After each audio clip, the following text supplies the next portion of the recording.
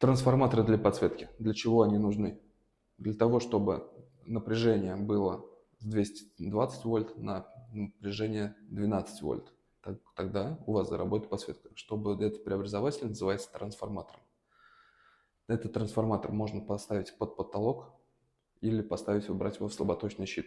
Если оставляем его под потолком, то в случае, когда он выходит из строя, это, как правило, 2-3 года, придется вызывать потолочник, снимать потолок и его менять. В случае, если мы убираем его в слаботочный щит, мы открыли щиток, открутили 4 винтика, заменили этот трансформатор, и у нас все работает. Ставим лайки, оставляем комментарии.